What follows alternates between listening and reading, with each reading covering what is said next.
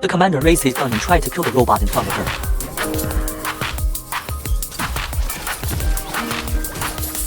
Soldiers can't stand in front of the gun. Inferiors contradict superior. The commander was very upset. He wants to kill with the soldiers, but was stopped by another commander.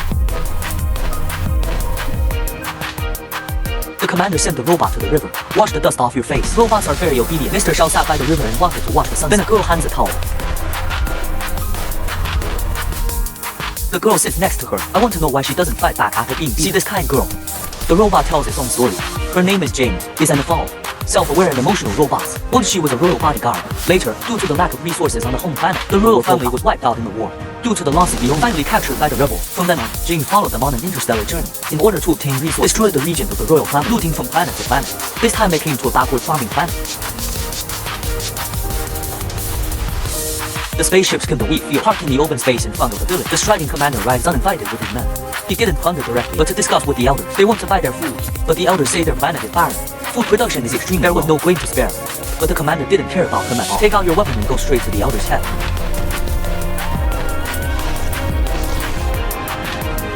The commander spoke harshly, restricted the village to hand over 10,000 克 and reign within 10,000 would destroy the entire planet.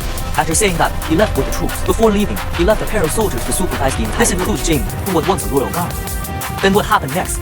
The head scene. Look at this poor lonely robot. The girl put a reef on them, but it is also because of their exchange. The girl went back at night, and they captured him.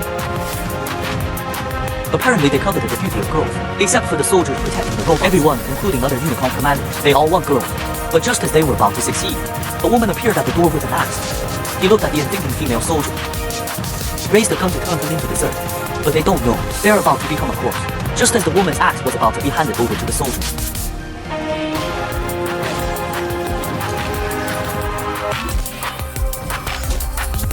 Women kill like suspected enemies. The soldiers under control also joined the battle. They are in this confined space. Only the commander was killed. In the end, only the commander remained deadlocked, and Jane comes along. The commander ordered them to kill women and soldiers. He obediently picked up the weapon on the ground. James didn't stop. He left the village, but now they have killed imperial soldiers. Even if they can hand over the grain that promised, can't be forgiven. So their only way out is to resist. So they had to follow Kora's orders. Let Gunna follow him to the alien planet and ask for help. On the way, Kora talked about her background. It turned out that he was a former imperial princess. The regent didn't kill him when he wiped out the royal family. He adopted her as his own daughter. The regent took him on an interstellar journey. Growing up, Kora became one of them. He fought with the regent, until one time his lover died on the battlefield. From that day on, Kora disguised herself with suspended animation. Eventually came to this planet and became a farmer. Kora knew how easy it was to resist the Empire, so they had to find the most powerful resistance. So they came to an interstellar civilization. It's a mixed bag. The most convenient to inquire. However, they had just arrived. Gunnar was targeted. They thought Gunnar was Kora's slave. I want to pay for it, but Kora didn't give him any chance at all.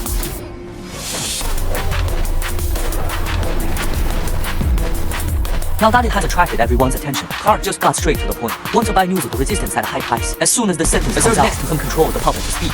He said he knew where the rebels were, but he wasn't finished. The man just came back with his subordinates. Apparently he wanted Kara's life.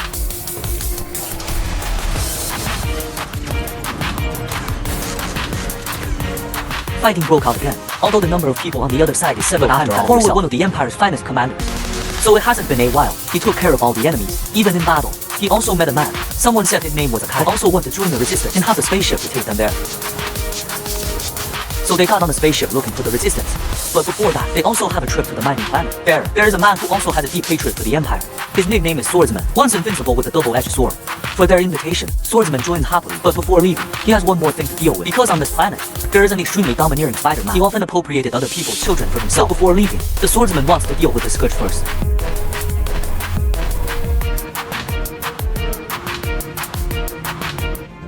Hear this, the Swordsman no longer tolerated. He drew his swords and went straight to Spider-Man, cut off Spider-Man's leg in an instant. But he was also attacked by Spider-Man, stabbed in the arm. Fortunately, the Swordsman's arm is a robotic, so he takes up the weapon with his back, cut off another leg. Spider-Man in pain is furious.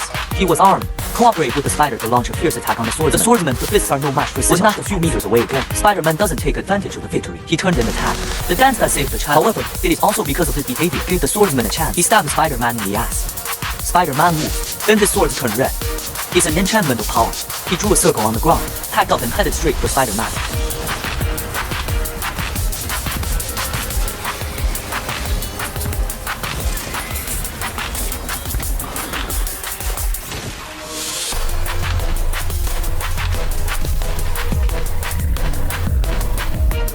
He killed Spider-Man, joined Kora's team, followed them on. This time they came to the satellites of the duelist arena. Here is a general who was once called a legend.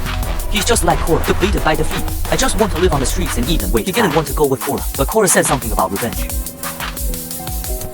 They finally arrived. It's a planet called Sharon. This planet has flourished for tens of thousands of years. Kara came here for two reasons. Sharon is a permanently neutral planet. The army of the Empire will not come here easily. The largest rebel army against the Empire is also hiding here. So, Kara chose to meet the rebel generals here. The carrot returned the grain the Empire wanted. Convinced the rebel general. That's all. The team against the Empire has successfully assembled. Then they came to the transit planet to resupply equipment back to planet agriculture. However, what no one expected was, just as they were about to load the equipment and set off, an accident happened.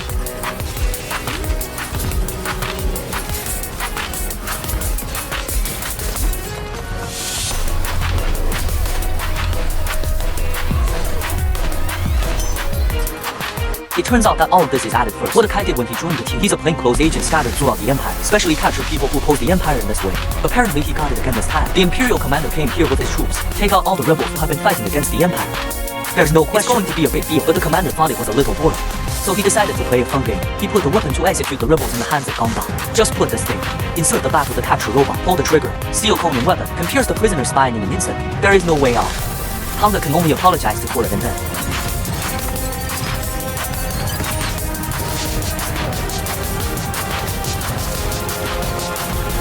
Kara drew fire against the Imperial army. Luna takes the opportunity to untie the bonds of others. As soon as the rebel leader released, he ordered his men to return fire with the spaceship, but the commander had expected him to do so. So as they were getting back on the ship, the Imperial fleet in the sky opened fire.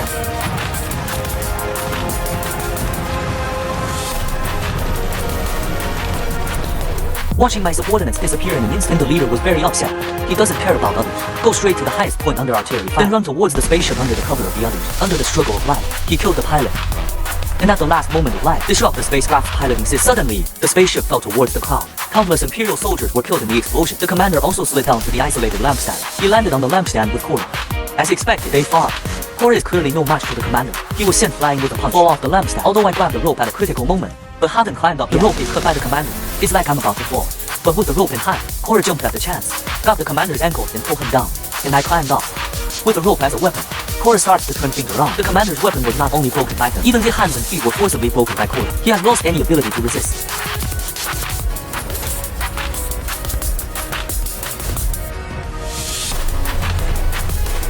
Clara wins.